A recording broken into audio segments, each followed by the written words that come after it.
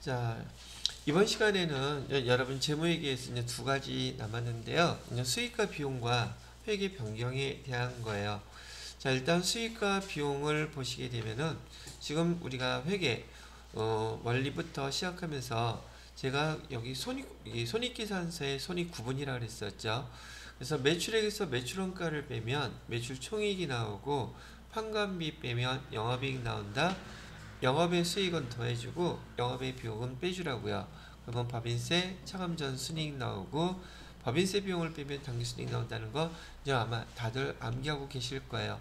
이거 암기가 된다 그러면 아직도 안 돼 있다 그러면은 이쪽에 이제 뭐가 여러분 적성이 전혀 안 맞는 거라고 판단하시면 돼요. 자, 여기 좀 여기서 설명하는 것처럼요. 지금 교재에서는 수익과 비용을 별도로 나누어서 설명하고 있는데 지금 빨갛게 써 있는 이런 내용들이 수익이 아니에요. 이걸 뜻하는 건 얘는 계산의 결과로 그렇게 나왔다는 뜻이고요. 자, 수익이라고 하면은 여기 매출액과 그다음에 영업의 수익 이 두 가지를 우린 회사 회계에서 수익이라고 부르는 거예요. 매출액과 영업의 수익. 그다음에 비용이라고 얘기를 한다 그러면요. 여기 회계에서 구분할 때 여기 매출원가하고요. 판관비하고 영업의 비용, 그다음에 법인세 비용 이런 것들을 우린 비용이라고 불러요. 그래서 수익과 비용을 나누어서 여러분들한테 설명을 해주고 있다는 얘기죠. 자, 그렇다면 여러분이 이제 나중에 이런 내용 갖고 복습을 하시거나 공부하실 때 매출액과 관련된 그 이슈가 뭐가 있었을까를 정리해 보신다면 이 매출액은 순매출액을 써야 된다고 얘기해 드렸었죠. 순매출액이 나오려면 여기 얘는 총매출액에서 매출 애누리, 매출 환입, 매출 할인 요거 빼줘야 된다는 얘기 배웠었단 말이죠. 근데 그게 거기서만 사용됐어요. 얘 부가가치세에서도 똑같은 내용으로 요거 설명을 해놨었죠. 그래서 매출액과 관련된 이슈는 바로 여러분이 회계 그 1급에서 배웠던 그 애누리, 할인 뭐 이런 내용들을 빼줘서 순매출액을 기록해야 된다는 게 여기 매출액과 관련된 이슈였었어요. 두 번째, 매출원가는 비용에 대해서 매출원가는 기초 재고액에다가 그다음에 단기 매입액 더해주고 기말 재고액 빼주면 매출원가 계산된다는 거 해봤었죠. 그리고 또 요 문제하고 연결된 항목이라고 제가 얘기해 드렸었어요. 뭐 다시 한번 써드려요. 매출원가 여기 이렇게 해놓고서는요. 참 이거 제가 많이 그리죠. 많이 그리는 건 그만큼 중요하다는 얘기겠죠. 우리가 주로 얘를 상품 규정으로 우리가 학습을 했었고요. 상품 규정에서 기초 재고액은 더해줘야 되죠. 그래서 기초 재고액은 더해지고 단기 매입액은 단기 매입액을 더해줘야 되죠. 상품에서 기초 재고액과 단기 매입액을 더해준 다음에 그 다음에 뭐를 빼주라 그랬었냐면 기말 재고액을 빼주게 되면 뭐가 계산이 된다? 여기 매출원가가 계산된다고 얘기를 했었던 거란 얘기죠. 여기서 매출원가가 이렇게 계산이 되고 여기서 이렇게 계산된 걸 보여준 거예요. 됐죠? 여기서 또 지우기 전에 또 한번 그나마 반복한다 그러면 이 단기 매입액은 제가 순 매입액을 기록하라 그랬었죠. 근데 순 매입액에다가 여러분이 기억하셔야 될 것은 뭐는 더해주고 부대 비용은 더해주고 그 다음에 똑같이 매입 환출이라든지 그 다음에 매입 애누리라든지 매입 할인은 빼줘야지 단기 매입을 계산할 수 있다고 말씀드렸죠. 이게 이슈인 거예요. 가만히 보게 되면 여러분들한테는 이 손익계산서에서 수익과 비용에 대한 것은 제가 이렇게 정리해 준 걸로도 큰 틀은 다 마무리가 되는 거예요. 근데 이런 내용들 배웠던 것들을 이제 좀 이따가 요거 설명 끝나고 나면 교재를 보고 제가 정리하면 쭉 하면서 또 나가고 문제 풀어보면 되는데 대부분의 문제는 결국은 여기 좀 이따 설명해 드릴 판관비하고 영업의 비용 얘네들이 여기에 어떻게 반영이 되는지 요 선식을 아는지를 갖다가 주로 시험 문제에 묻는단 말이죠. 그래서 매출액에서 매출원가를 빼게 되면 매출 총 이익이 나온다 그랬었고요. 그다음에 판관비, 여러분이 회계 1급 때까지도 많이 보셨던 것처럼 지금 여기 써놔 있는 이 판관비 내용들을 쭉 비교해서 보시라고 제가 그냥 써놨어요. 그리고 중요한 거 잘 까먹으니까 여기 판관비의 대손상각비하고 감가상각비가 판관비라는 거 잊어버리지 마세요. 얘기해 드렸었죠. 그죠? 거기다가 여기 대손상각비는 매출 채권에 대한 것이고, 옆에 보시게 되면 기타의 대손상각비는 기타 채권에 대한 것, 즉 영업과 관련이 없는 거라 그랬어요. 그래서 영업에 비용이 들어가 있다는 거 한눈에 비교해서 보시기 편하라고 제가 한번 이렇게 써봤어요. 제가 이거 작성하면서 지난번에 써놓은 거 보니까 되게 허접하더라고요. 그래서 역시 자꾸 하면은 느는구나 싶은 생각이 들어요. 그래서 여러분이 이 판관비를 구분할 줄 알아야지 여기 영업이익에 영향을 주는 비용 계정들이 무엇인지를 판단하셔야 될 것이고요. 시험 문제에서는 이 영업의 비용도 같이 주어놓고, 이 영업의 비용은 여기 당연히 영업이익에 영향을 줄 수가 없죠. 왜? 영업이익 다음에 영업의 비용이 들어가는 항목이니까요. 경험하셨던 것처럼 판관비와 영업의 비용을 갖다가 정확히 잘 구분할 수 있어야 되는데, 누구처럼 무식하게 영업의 비용 다 외우지 말고요. 한번 쭉 훑어보면서 얘가 일상적인 상거래와 관련이 있는지 없는지 그것만 판단하시면 되잖아요. 누구는 다 외웠었어요. 이거 머리 터지는 줄 알았어. 나중에 하고 난 다음에 괜히 억울한 거야. 근데 어떻게, 근데 시험 볼 때마다 자꾸 틀리니까 막 짜증나더라고요. 제가 이렇게 무식한 면이 좀 없잖아, 많아요.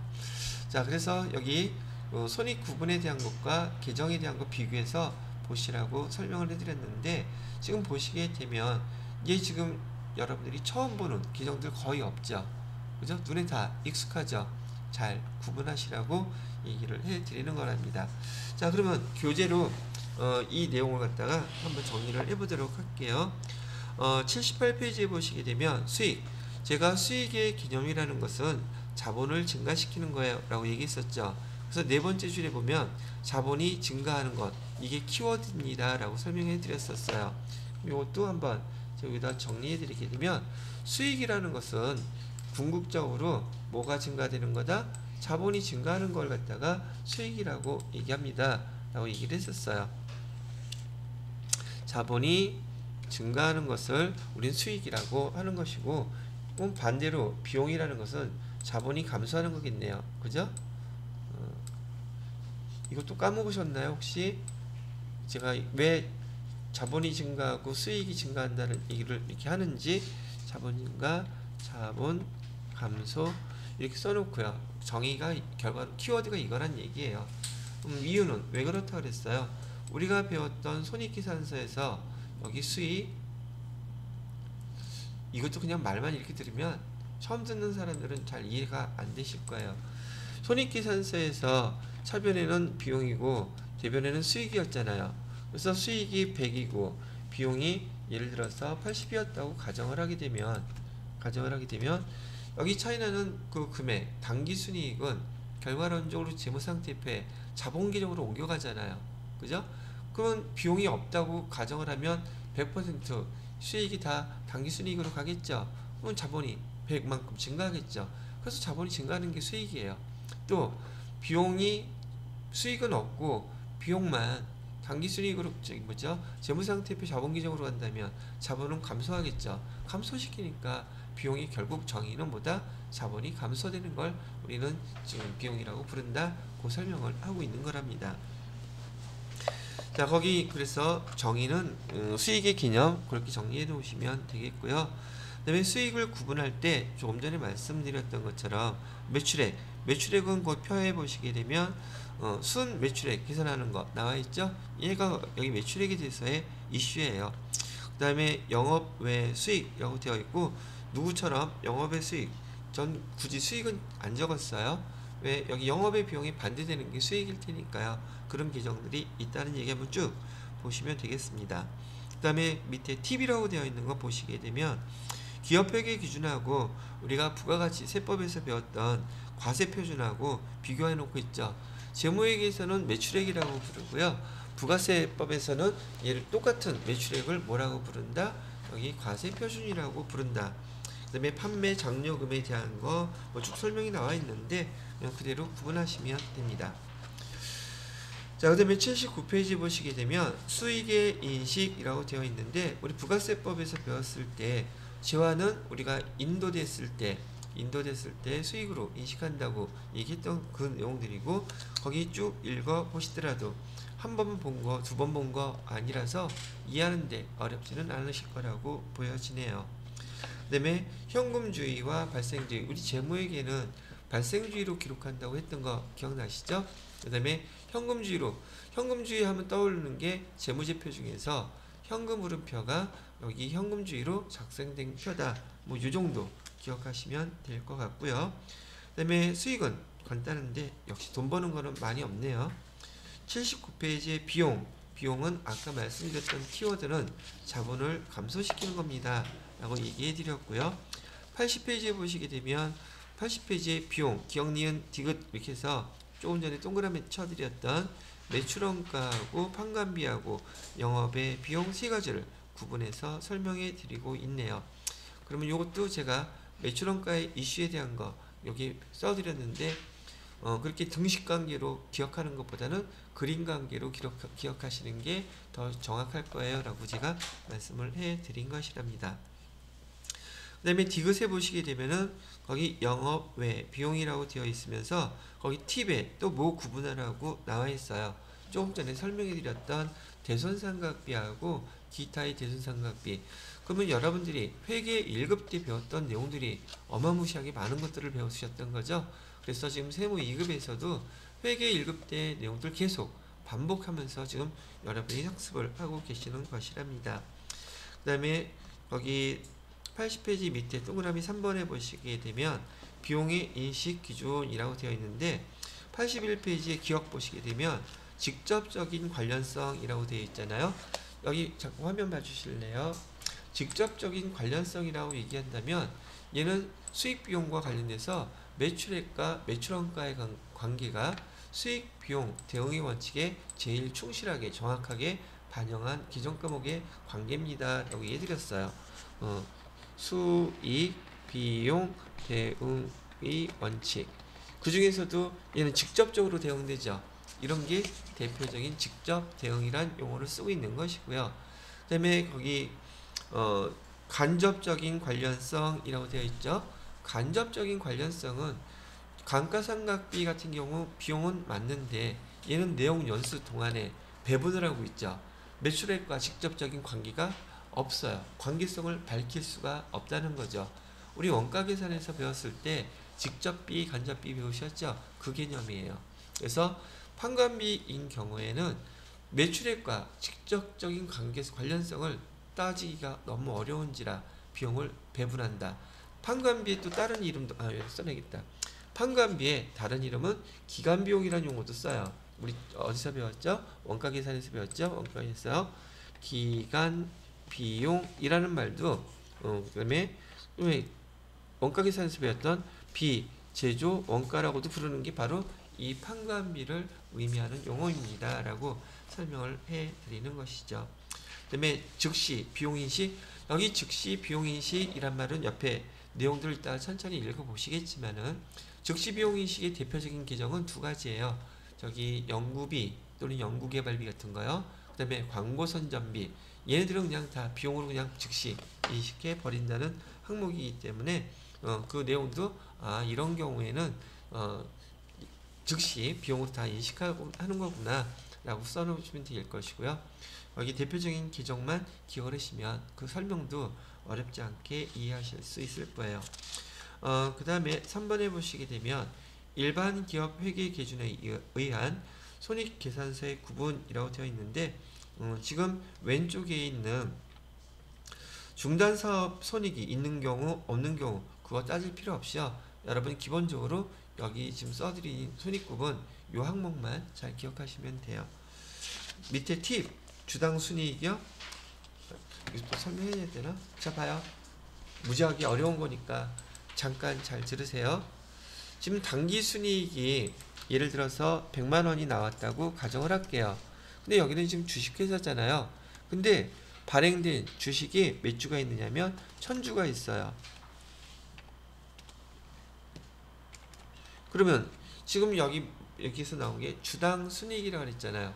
그러면 당기 순이익이 100만 원인데 1000주가 있다면 100만 원을 1000주로 나누게 되면 한 주당 얼마 벌었다는 거 알 수 있죠. 얼마예요?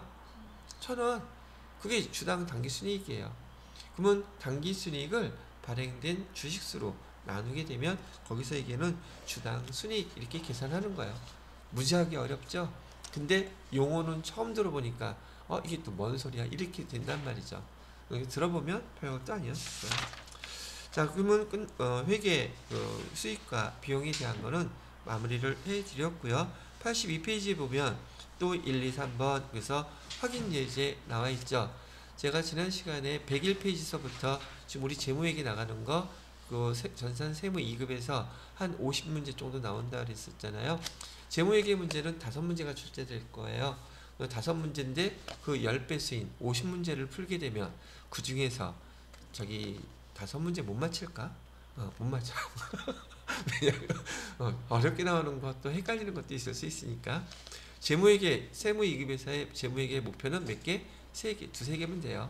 근데 다음 시간부터 부가세법하고 제가 원가계산 또 정리 바로 한다 그랬죠. 부가세법도 원가계산도 우리가 배운 지가 얼마 안 됐던지라 복습을 한 번 더 하시면 기억이 더 빨리 또 되살아나실 거예요. 그래서 원가계산까지만 이론 정리하고 그 다음에 바로 이제 우리 세무 2급의 실기 연습 하겠습니다. 실기 연습은 가능하면 제가 한 일주일 정도, 두 번째 주는 다 11월 달에요. 두 번째 주는 몽졸이 다 실기 연습만 할 계획이에요. 실기는 보통 얘도 3일이면 끝나요. 나머지 시간은 기출문제 풀 거고 맨 마지막 주 우리 종강하는 한 주가 남길이 있거든요. 그 한 주 동안에는 여러분들한테 시간도 많이 드리고 기출문제도 제가 많이 풀어드리고 하여튼 기출문제 푸는 주간으로 아예 확정을 지어 놓을 거예요. 그러면 우리 11월 25일 날 종강하게 되잖아요. 그럼 시험 때까지 한 일주일 정도 좀 넘게 일주일 정도 될 거야 아마 시간이 남겠죠. 집에서 뭐 하시면 돼요? 열심히 놀라고 하면 놀 거예요? 문제 풀면서 노세요. 여러분이 마음에 여유가 있어야지만이 여기 시험 보러 가셨을 때 이번에도 지난번에 연습했던 회계 1급 그 다음에 회계 2급 그런 느낌이 들어야지 시험 가서 보시면 자격증 따실 수 있어요. 그러면 연습 많이 해보면 되겠죠. 죽어라 그러면 죽지는 말고요. 죽기 전까지만 한번 연습을 해보시도록 하자고요. 자, 일단 여기 파트에 수익과 비용이란 항목을 갖다가 설명을 해드렸기 때문에 얘는 20분도 안 넘었네. 요거 동영상 마무리 짓고요. 그 다음에 다음 파트에서 회계 변경과 오류 수정 설명을 해드리도록 하겠습니다.